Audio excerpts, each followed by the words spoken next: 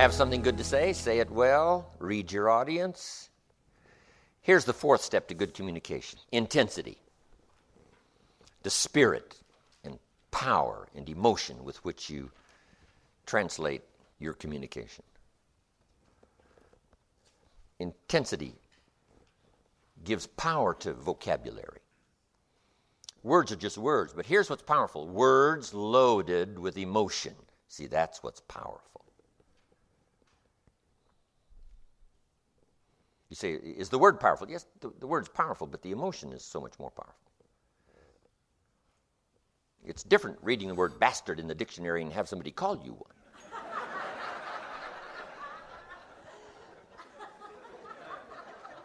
If a word is a word, say, no, a word just isn't a word. It all depends, right? It depends. So, emotion is like, if I took a little straight pin, right? Guy buys a shirt, it's got all these pins in it, right? You got to take out all these pins. If I took one of these little straight pins and I threw it at you, and it hit you in the face or the hands, you'd feel it, this little straight pin. But what if I took that little straight pin and wired it to the end of an iron bar about this long? See? And I let you have it with that, I could drive the pin through your heart.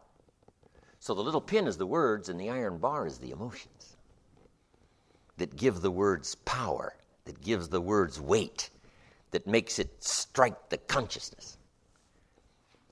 The day the Christian church was started, it said this unique sermon was preached, and the sermon was so powerful, it said, it struck their conscience. It struck their consciousness. And your words can become so powerful, it can strike somebody's consciousness, and they say, oh, wow, now I know what I did wrong. Now I understand the difficulty. Now I can see. And words can become that powerful that they strike the heart, they strike the mind, they strike the consciousness, so that somebody can see. So since words are that powerful mixed with emotion, here's what's important. Next line, learn to measure your emotions. Because if you don't do that, you can do more damage than good. Words not only give life, words kill. With words, you can kill someone's incentive. You can kill someone's dignity. You can either give life or take life by the words you use. So you got to be very careful now with this emotional power. You got to use it very wisely. Well-chosen words, yes. But now we need measured emotion and well-chosen words. But words loaded with emotion, it's so powerful, but you got to measure it. Too much firepower destroys the opportunity. We say, we don't shoot a cannon at a rabbit. That's too much firepower. It's effective, but you got no more rabbit. Right? One of my colleagues years ago said, you should have been there, Jim Rohn, listen to my talk. He said, I blew them all away. I said, oh no, where are they now? You blew them all away? That's too much. You don't need to blow everybody away. We're talking now about being effective. Here's the key, enough emotion. Now, the men have to work on enough, and probably the female side has to work on a bit of restraint. The men, a bit more, enough, and the women, not too much. And we all have to measure that, whether it's in our business, whether it's in sales, or whether it's speaking to a child. Enough, but not too much. Okay. Isn't this interesting stuff? I mean, you can't believe what a little bit of course on this stuff will do in helping you to sense some things you didn't sense before, see some things you didn't see before, and pick up some signals you never picked up before by just paying attention. Now your effectiveness multiplies by 2, by 3, by 5, by 10. It's fabulous. This is fabulous stuff. Okay. Now, what is the intensity? It's the blend of all your emotions and all your experiences that have affected you. The key is to keep and store those so that they're handy and near the surface. Because here's the next key now in making a presentation, having a conversation. Number 1, identification. If you have available to you all of your experiences close at hand, now you can identify with someone.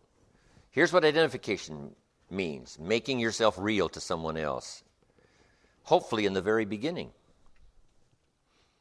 If a man talks to a man, that's a pretty easy identification. If a man talks to a woman, a lot more difficult.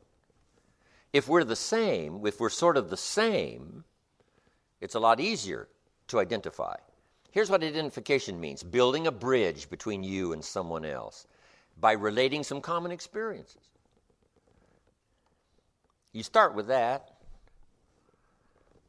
But now, how does an adult 40 relate to a child of 12? That's a long bridge from 40 to 12. How would you do that to get a child's attention? How would you do that to build a bridge so you could have a good conversation? Here's one of the keys. Remember when you were 12. Now, they can't remember 40, but you can remember 12. I remember almost every day of being 12. One challenge of being 12, you're not 13. Right? The teenagers are off going somewhere, so no, you can't come. You're only 12. Only 12. If I heard that once, I heard it 100 times. You're only 12. I couldn't wait to get out of 12. I seemed to be stuck in 12. If you're not a teenager. Maybe that's changed now, but I mean, back then, I'm telling you, 12 was an unbelievably tough year. Close, but not close enough. So you got to identify. I remember when I was 12. Really? Sure. Did you ever get chosen last in school? They're choosing up teams, and I'll take you, you're standing there. Leader says, I'll take you, and you're standing there. Finally, you're the only one left. The next leader says, I guess I'll have to take you. Oh, yeah. I can tell you about disappointments, right? I remember 12. So you just got to go back and see if you can't pick up the threads of your own experience so that you can now relate to somebody that's 12, a teenager. Man and woman, totally opposite. But if I've been lost and you've ever been lost, if we talked about that, I'll bet that would identify. Have you ever been lost? And she says, yeah, I remember being lost. And I said, I remember when I was lost. Now we've got something in common. We're opposites in terms of sex, but now we've got an experience that's in common that helps to build a bridge. If I've got children and you've got children, even though I'm a father and you're a mother, but at least if we have children, we have something in common. Little things you can think of that helps to build a bridge fairly quickly between you and someone so that you have a better chance now to communicate well. We call this simply identification. Next, key to good communication is learn to attack the problem but not the person. This is an art. Too often we attack the person that is so closely identified with the problem, but the key is to attack the problem.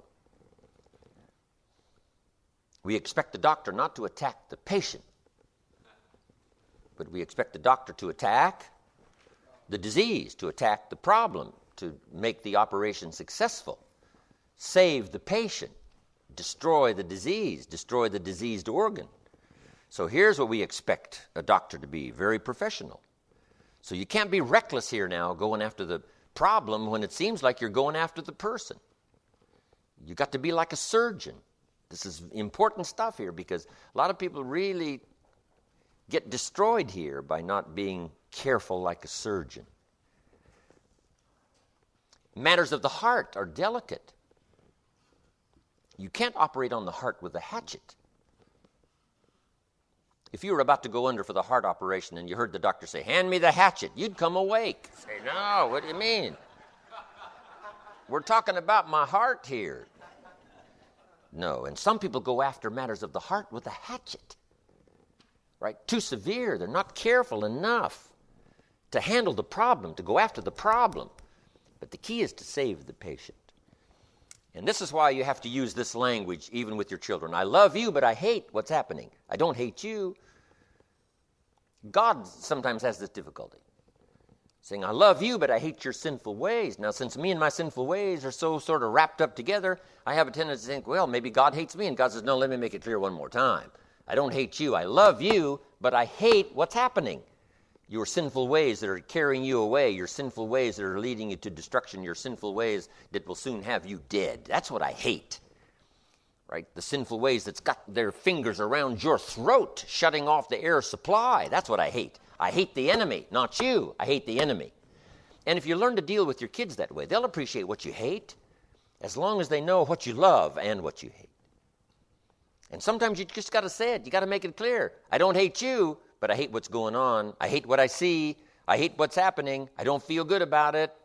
I feel good about you, but not about it. See, if you make it clear, that kind of communication is so useful. It is so powerful. Now, here's one of the best ways to attack a problem, and that's to confess you've got it or that you've had it. Say, Mary, the reason I'm talking to you about this is I'm telling you I've been through it, and I made some wrong decisions, and let me tell you what it carved out of my life that I'll never get back. One of the best illustrations is to use yourself. Say, John, I want you out of this ditch because I remember when I was in the ditch and stayed a little too long. You can't imagine what it cost me to keep putting off the decision, I'm telling you, I've got some regret, a little bit regret till this day. Don't let that happen to you. Use yourself. One of the best illustrations is yourself. If you're getting on somebody's case, say, hey, I remember somebody got on my case and saved the day. If that person hadn't come along, got on my case, told it like it was, give it to me straight, I'm telling you, I'd have been lost, I'd have been gone, wouldn't be here to talk to you.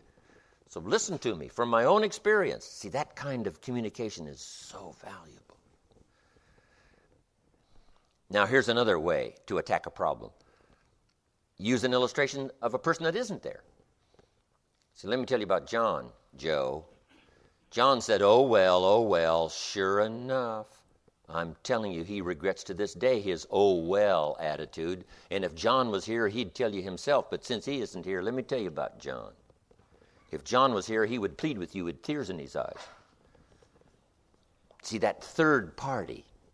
First, you confess your own sins, the mistakes you made, what you went through to help someone. Then you use a third party, another illustration for someone that isn't there, instead of direct.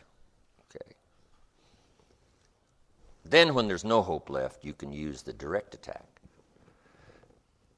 Here's what we call this: tools of last resort. They are useful, but you've got to be very careful using tools of last resort. Here's the first one, a direct attack. You. No illustration, no third party, you. See, now you got to be very careful when you go direct. Because now confrontation is always, it's difficult. It can be so helpful. It can save the day. It can rescue somebody from disaster. But you've got to know what you're doing when you go for the direct attack. Because now you may destroy your chances forever to get back into a conversation with a person. If you destroy it this time, you got to do it. You got to do it strong, and you got to do the direct attack, but you got to do it in such a way that the door is still open in this communication effort. A direct attack. Here's another tool of last resort, scolding. You got to be very careful of scolding. It may be necessary, but only as a tool of last resort. It's not something you use up front. Use yourself as an illustration. Confess yourself and for someone else. Then if there's no hope left, then you go for the direct attack. And the same way with scolding. You got to be very careful. Somebody walks in late and you say, where have you been? See, that's loaded. That's loaded with insinuation. And yes, finally it might be time to use it. Finally there isn't any other way. And you got to resort to it. But you got to be careful of these tools of last resort. Don't use them up front. Only use them as a last resort. Because when you say, where have you been? See, that insinuates all kinds of things. You don't care. Insinuation, if it's necessary, is important. But if it isn't necessary, it's important to leave it out. Old Joe Kennedy taught John Kennedy, who became president, one important phrase. Here it is, and it applies in so many ways. So jot it down. If it is not necessary to change, it is necessary not to change. If it is not necessary to use strong language, it's necessary not to use strong language. If it's not necessary to scold, then it's necessary not to scold. You can't just use it because you're good at it. Or just because, something flared up and you just let it fly. You can only use it because it's absolutely necessary. And if it is not necessary to scold, it is necessary not to scold. Tools of last resort. Some parents scold their children all day long. Scolding is like getting someone's attention with a cut. And yes, it'll heal. With a cut. And yes, it'll heal. And yes, maybe this time it was necessary to scold. But what if you did that all day? Every day. All day. You can imagine these children that have these psychic scars for the rest of their life because they've been attacked all day with words. clipped and cut. And some of them heal and some of them never heal. Why? Too often, too daily, too consistently. So you got to save up this for an occasion that really demands it. Some things are too severe. In some countries, if you steal, they cut off your hand. We would call that too severe. A little piece of the finger maybe, but not the whole hand. Come on. But it is effective. Said, you ever steal anything else? Guy says, with one hand? No. So, is this coming through? This communication stuff, I'm telling you, it's so valuable. So scolding, save it up as a tool of last resort when it's now really necessary. And then be careful. Next is sarcasm. There's a place for sarcasm. Who do you think you are? But see, you wouldn't use that up front. You wouldn't use it every day. You wouldn't use it very often. Now, there is a time to use it, but sarcasm, you got to be careful. A lot of things concerning human relations, you got to be careful. Here's one of the most important. Husband and wife have to be careful. Teasing. You got to be very careful. Because with teasing, it's too easy to cross the line to where teasing becomes cruelty. Yes, it's kind of fun, but it is so easy to tip. It's so easy for teasing to tip. Even with children, you got to be careful teasing children. Children have to be careful teasing each other. Why? Because it's so easy to tip it just a little too far, and it's the beginning of cruelty. We say, well, we call it teasing. Say, no, some of it's the beginning of cruelty. Not ultimate cruelty, not devastating cruelty, but it could lead to that. So you got to be very careful. The human heart is very fragile. No matter how strong and powerful and loud the exterior may be, I'm telling you, that ain't true of what's going on inside. Everybody's consciousness and dignity and heart is a delicate matter. And you can do so many useful things, and you can have such an unbelievable success if you just follow a few of these little guidelines, especially on tools of last resort. Save it up. It's like profanity. The key is to save it up. If a guy swears and cusses all day, say, oh, don't mind John, he's just a cusser, right? I mean, we have to put up with his mouth all the time. But see, that's ineffective. But somebody that doesn't use profanity, I'm telling you, the day they do, the world stops.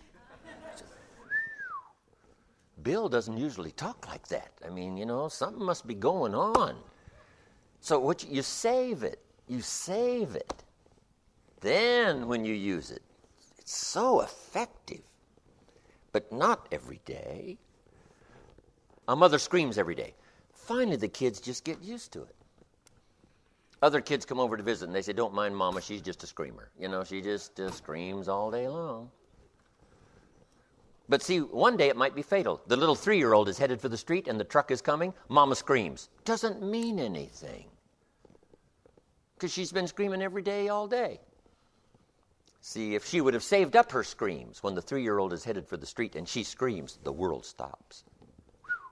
Everybody's blood turns to ice water. Wow.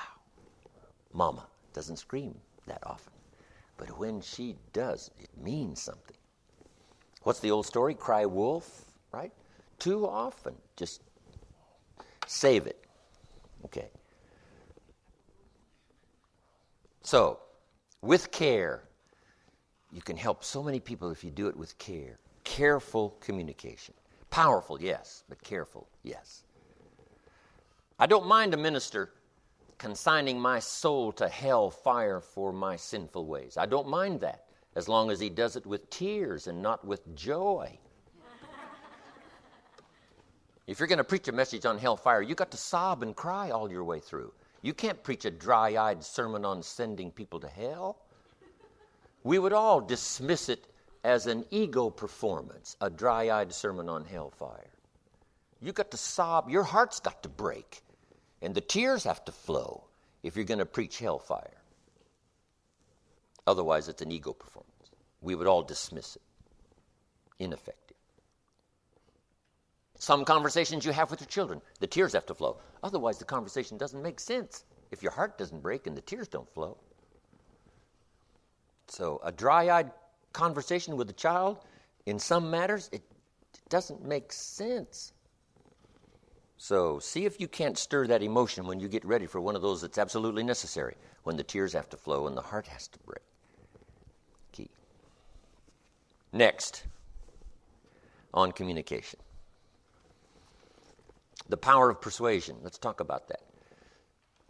We can present, but here's what the ultimate goal is in communication, is to persuade, not just to present. Two great orators of antiquity. One was Demosthenes, the other one was Cicero.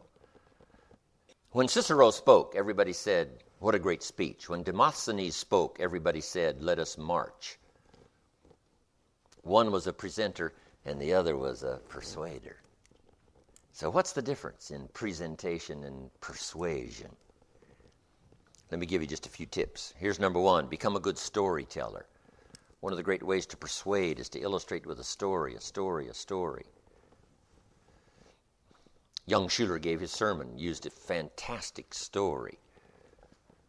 He was, I guess, preaching for his father, Dr. Schuler, who was off, I think, on vacation. So young Schuler's given a sermon, one of the classic sermons. Let me give you the 3 points. 3 points. This is one of the classic sermons I ever heard of all time. Point number one: if you think it's impossible, it isn't. Good point. Point number two: if you think you know everything, you don't. Good. Number three: if you think you're alone, you're not. And his illustration for if you think it's impossible, it isn't. He said Rich DeVos needed a heart transplant, the founder of Amway. Otherwise, he's not going to make it. To shorten the story, Rich DeVos gets his heart transplant. He's now got a new heart. But here's the stunning part of the story. After his heart transplant, and not long ago, he has lunch with the lady who gave him her heart. Rest that on your mind. You say what? Impossible. You can't have lunch with the person who gives you their heart. Well, maybe not 20 years ago or 30 years ago, but today, this lady needed a liver transplant. I think it was liver transplant. And sometimes when they transplant the liver, it's best for the heart and the liver to go together. So someone dies, donates their organs, and this lady gets the transplant of the liver and the heart. Now her heart is left over. And so this heart, left over, goes to Rich DeVos. That's how he was able to have lunch with the woman who gives him her heart. Isn't that a great story? So, fabulous. So here's what I'm asking you to be. Just underline it. Be a good storyteller. Pick up all the stories. Herbalife Corporation, I do a lot of things for them around the world. They got the story of this lady, a Spanish lady down in Miami who started the business with $1 17 years ago. Now she's a millionaire, does business in many countries, lives in a beautiful home, drives a big white Jaguar. And when she started with $1, she was a single mother with 2 children, ill, in the hospital, no job. Now, when she tells her story, guess how she finishes it? If I can do it, but surely you could do it. $1, that's all I had. So she couldn't buy and sell. She had to sell and buy. If you just learn the stories, whether it's a story for a child, you got to have kid stories. You're talking to teenagers, you got to have some teenage stories. Don't be lazy now in gathering these stories because they're so valuable in illustrating a point. I use the story, the Girl Scout story. I mean, a lot of you, right, have heard my Girl Scout story. Unbelievable. This is before I met Mr. Schoaf, turned my life around. I hear a knock on my door. I go to the door, there's this little Girl Scout selling cookies. And she said, for the Girl Scouts, the cookies, only $2, greatest organization in the world. She gave me this unbelievable presentation and said it's only $2. No problem, I wanted to buy. Big problem, I didn't have $2. And I didn't want to tell her that. So I did what I thought was next best. I lied. And I said, look, I've already bought lots of Girl Scout cookies. We've still got plenty stacked in the house that we haven't used yet. Right? Might as well make it a good lie. So she said, oh, that's wonderful. Thank you very much. And she leaves. When she leaves, I say to myself, I don't want to live like this anymore. I mean, how low can you get lying to a Girl Scout?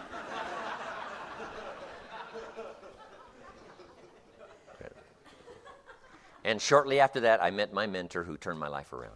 And maybe it took me, right, finally reaching that low point in my life, lying to the Girl Scout. And I said, never again. So I promised myself I would always carry lots of money. If there's any Girl Scouts here, I am prepared. I got the cash. After that, I'm walking out of the bank one day in Saratoga, where I lived in Saratoga. I walk out of the bank one day, two little girls selling candy right outside the bank, right? Good place. I come walking out of the bank. Little girl says, Mister, would you like to buy some candy for the worthy cause? I said, what kind is it? She said, it's almond roca. I said, my gosh, that's my favorite. She said, oh, wonderful.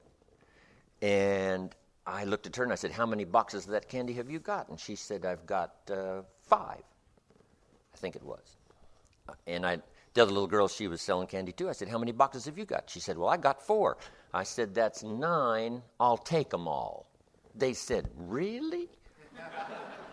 I said, sure, I've got some friends, right? And I'll pass them around. I give them the money. I got the candy. And the first little girl looks up at me and she says, Mister, you are really something. How about that? From that experience before, when I didn't have the $2, now how things have changed in my life. So, stories. Have you underlined that now? Stories, personal stories. You know, search around in your own life and say, here's a story I haven't told for a long time, or here's a story that, you know, I never could tell because when it happened, it was too fresh and too severe, but now I think I can tell that story. That's true. Some things, when they happen to you, just now, some of them are beginning to speak about the Holocaust. Why? Because that first 10 years, 20 years, 30 years, it was so unspeakable and it was so horrible, they couldn't talk about it. Now they're afraid everybody's going to forget, and they're going to forget, so now they're starting to tell the story. So dig around in your life and see if there aren't some personal stories, and then some testimonials that you've heard. Like the Lydia testimonials, like starting with $1, now a millionaire. There's thousands of those stories probably all around you. Don't be lazy in gathering up these stories so that when you're talking to a child, you got the stories. You talk to a teenager, you got the stories. When you talk to a woman, you got the stories. When you talk to a homemaker, you got the stories. No matter who you're talking to, you got stories. You got ways and means to illustrate your point. That's number 1, be a good storyteller. Here's number 2, accurate facts. If you're going to communicate, speak the truth. There's nothing more powerful than the truth. It sets everything free. It sets you free to give a strong testimonial, the truth. Especially in business, here's what you don't need, exaggeration. But it's unimportant, exaggeration. You say, well, I got to pad the numbers so it'll seem right. I say, no. Something will give you away in your voice. Somebody will also pick up those signals and say, those numbers don't sound right. It's better to speak the truth. Better understated than overstated. I've got this book called Seasons of Life. Someone says, that's not the best picture of you in there. I said, that's right, so that when I show up, I'll look better than the picture. Some people use these glamour shots, right? And then when they show up, they look a little rough around the edges, right?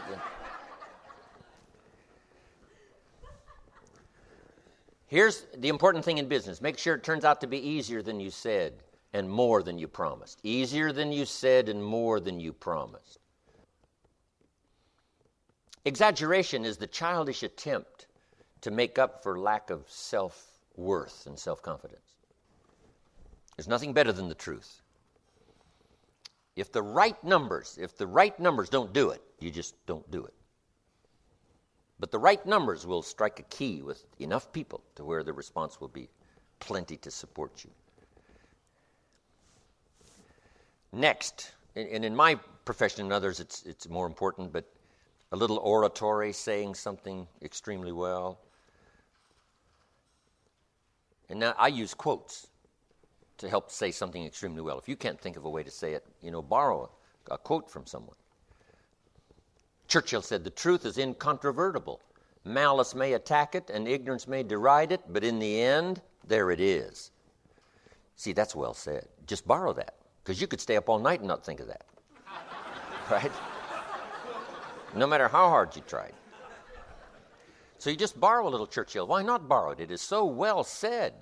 I borrow the lyrics from a song, right? Barbra Streisand sings, "It used to be so natural to talk about forever, but used to be's don't count anymore. They just lay on the floor till we sweep them away. You don't sing me love songs. You don't say you need me. You don't bring me flowers anymore." See, if you can't say it better than the lyrics, then borrow the lyrics. Use the lyrics. Elton John sings, "She lived her life like a candle in the wind, never knowing who to cling to when the rains set in." See, it's hard to say it much better than that, how brief and fragile life really is. George Harrison sings, "If not for you, the winter would hold no spring, couldn't hear a robin sing. I just wouldn't have a clue if not for you." That's big time stuff, right? I mean, sure, you could coin some stuff, and if you coin some stuff, use it. But boy, it's so easy to borrow. So easy to borrow, and it's just as effective to borrow. You don't have to claim it for your own. Just borrow it and say, "I got this from someone." Zig is so much fun to borrow from. Zig says money isn't everything, but it ranks right up there with oxygen. See how, Zig, you're right. Zig is so cool. I mean, he's good. Zig says, my dentist told me, "Zig, only floss the teeth you want to keep. I mean, forget the rest." Here's one Zig is famous for around the world. "If you help enough people get what they want, you can have everything you want if you're interested." Some people aren't interested. If you're interested. If you help enough people get what they want, you can have everything you want. Serve the public. You're entitled to the wealth. Zig is so good. So quotes, borrow, make your conversation alive. If you can remember stories and remember the quotes, little one-liners, whatever they are, it doesn't matter. One I'm famous for around the world is what? Work harder on yourself than you do on your job. Work hard on your job, make a living. Work hard on yourself, make a fortune. I used to hope things would change. Here's what my mentor taught me. For things to change, Mr. Rohn, you have to change. For things to get better, you have to get better. So well said in a couple of sentences, a whole body of philosophy in a couple of sentences, enough to feast on forever. Now, here's another part of persuasion, and that's straight talk. Just make the note, everybody's interested in this. Tell it like it is. Tell it like it really is. This is why the truth sets free, because it tells it like it is. Now you can correct the problem. Now you can set up new disciplines. Without the truth, you're helpless. We got to tell the truth. We got to give it to them straight. We got to tell the kids straight. Here's the deal. Now here's another one, and that's challenge. Part of persuasion is a challenge. All of us respond to challenge. And a big challenge is you go do it, you go do it. Why don't you do it? You can do it. Here's a better challenge. Let's do it. Let's climb the mountain. Let's build a business. Let's start and get going. Let's become healthy. Not you go exercise. Let's exercise. Let's go to the gym. Let's jog around the block. Let's change our diet and see how healthy we can become. Let's. There's nothing more powerful than let's. Here's why. An ancient script says this.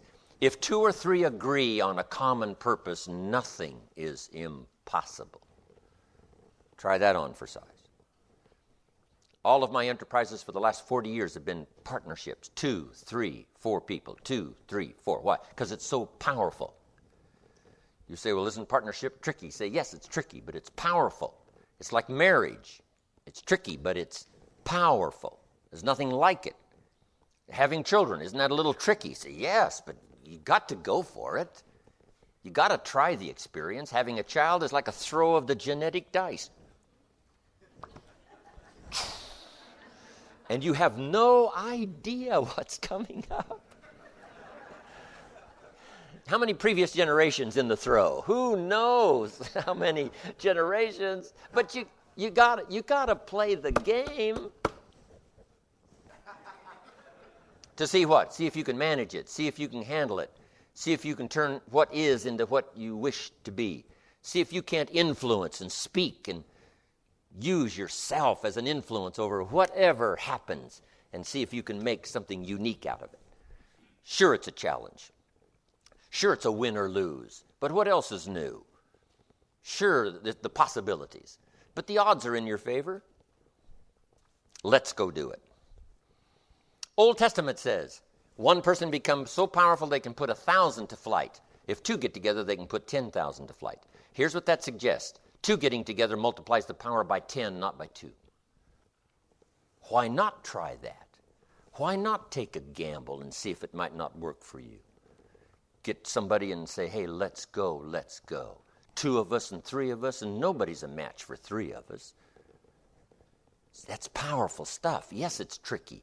Yes, it's part of the dynamics of, the mysteries of life. And who knows, but who knows when it'll work. That's how we build cities, and that's how we conquer disease, and that's how we build universities, and that's how we build enterprise, and that's how we affect the world. 2 or 3. How many pilgrims were there? It wasn't 1 million. How many did the little boat hold? Not very many. But they started something that has startled the world. The pilgrims.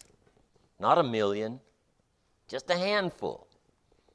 Set out, crossed the ocean. Let's see what we can do, build a new country. Those dynamics are so powerful, they're irresistible. When somebody gathers you up and says, come on, let's go. Because you can't think of everything to be inspired. When somebody comes, let's go, let's try it, let's do it, here we go. See, that is so powerful that when the invitation is given, if it's the right invitation, you got to go. Or you put it together. Pick this one, and say, let's go. Just 2 or 3. How many disciples were there? Not 12,000. How many? 12. Just 12. Just 12. Just 2 or 3. Just 5 or 6. Just a few can turn the world upside down. Do extraordinary things. So remember this challenge. Let's go do it. The great prayer is a collective prayer. It doesn't say, my Father who's in heaven. No, it doesn't say that. It says what? Our Father. Every time you pray, you might pray as an individual, but you pray collectively for the collective. Our Father, our family's Father, our community's Father, our country's Father. Pray individually, yes, but pray the our, because it's all of us that's powerful. Each of us need all of us. All of us need each of us. Who's a match for all of us? Nobody. Who's a match for one of us? Everybody. But all of us? Give me my daily bread. No. Yes, you pray it individually, but it's inclusive. Give us. Lead us around temptation. Deliver us. Individually prayed, but collectively thought about. Deliver us, the family. Deliver us, the community. Deliver us, the organization. Here's the last part on communication, especially in the art of persuasion, and that's a passionate belief in something. And your passionate belief in something doesn't have to be something you talk about all the time. For some, it's religion. It's a unique experience. It's spiritual. For some, it is an objective. It is a vocation. But the greatest passion to start with is to be extremely successful and affect as many people as you can. That's the quickest and easiest passion to uncover.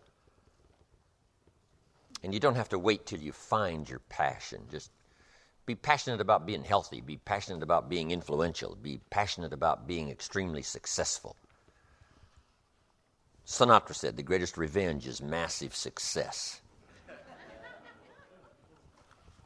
Be passionate about winning. The game of financial independence, power, parenting, the best. Success is that early passion. To succeed in making progress, to succeed in getting healthy, to succeed in learning skills, to succeed in in being better this year than you were last year, to succeed in expanding your horizons, to succeed. That's the early passion. Now, if you find something in particular, like being a sculptor, learning sculpturing or painting or whatever, and then that becomes, a passionate affair with you, that's fine. But the early passion can be just very simple ABC stuff, overcoming fears that you've had, being a more confident person, right? Self-esteem at the highest possible level, that kind of passion. To be an articulate person, to be able to persuade, to be able to share my story, to be able to affect other people in a positive way, my community. That's the passion, to take whatever you've got and turn it into a successful, prospering, flourishing, exciting, financial, social, personal, spiritual life, right? That's the passion. To be all that you can possibly be. That was Mr. Schoaf's philosophy. I said, how much should I earn? He said, as much as you can. How far should I go? As far as you can. How many books should I read? As many as you can. How much should I share? As much as you can. How many things should I try to go see? As many things as you possibly can. Stretch as far as you can, go as far as you can. Earn as much as you can, do as much as you can. Become as successful as you possibly can. Be the best parent you possibly can be. That was enough passion for me. In fact, it had so many unique categories that it's kept me busy all these years. Just trying to stretch to that degree. A passionate belief, a passionate persuasion about life. For some people, it is a spiritual experience, and they don't necessarily talk about it all the time, but they use it as fuel for the fire. It makes them unusual. It gives them charisma. It gives them an unusual presence. Not something they speak about all the time, but something that happens to them all the time. If you've ever been rescued, somebody saved your life, I'm sure that would be an experience that would linger and fuel the fire for how long? Probably forever. Someone saved your life. You just use that experience. You don't necessarily talk about it all the time. You just use it. I got a second chance at life. It could have been over for me. I got this second chance. Now that I got this second chance, I'm going to make it everything I can possibly make it. And those fires burn, right? You use it. You use it. And whether it's religion or whether it's spiritual or whether it's personal or whether it's social, whatever it is, just use that to become a great persuader. The greatest, in my opinion, of the apostles was the great persuader. He found himself in a prison one day, the king's prison, Agrippa. And Agrippa said, I've heard about this unusual man that's head of the Christian movement. Bring him to me. And they said, yes, he's in your jail. And Agrippa said, I got to meet the man. So they hauled him out of jail, out of the prison, and brought him to Agrippa. And Agrippa said, Paul, I've heard about you. What is this Christian thing? Unfortunately, you find yourself in my jail, but what's going on here? It's growing like a prairie fire. What's the deal? Well, he shouldn't have asked. Right fresh out of the prison, the apostle said, let me tell you my story, King. He said, I used to hate the Christians, killed everyone I could get my hands on. In fact, I had letters from your own government to kill every Christian I could find. And he said, one day I had some of these fresh letters in my hand, and I'm on my way to Damascus to kill more Christians. Agrippa said, wow. But he said, on this trip, this great light shined out of heaven, knocked me off my horse, ground my face in the dirt, and blinded me for 3 days. Good Lord, just wanting to get his attention. And he said, from this unique experience, I became a Christian. Now they call me Paul. I was formerly known as Saul, the persecutor of the Christians. Now I'm Paul, the leader of the Christians. And he wove this whole story, and he made it so magical, and he made it so powerful, right? Right out from the prison to the presence of the king. When he finished this incredible classic presentation, you got to read it sometime because it's a classic. When he finished it, here's what the king said. He did send him back to prison, but here's what he said. You've almost persuaded me to be a Christian, the king. You can get so good at this, you can almost get the king. But that was that passion that he had. And here's what he said in the closing of his speech. O king, I wish you had what I got, except for these chains. I don't wish the chains on you, but the change, not the chains. So, classic presentation, fueled with the fire of a passionate belief. But it doesn't have to be religion now. It can be any experience or a collection of experiences that furnishes for you the fuel, that puts that sparkle in your eye every day, that gives you this zest and appetite for life to where you can't wait to get up in the morning and you're reluctant to close your eyes at night. Wow, that kind of fire. It's very powerful. Find it. Put it together. This is the end of this disc. The program continues on the next CD.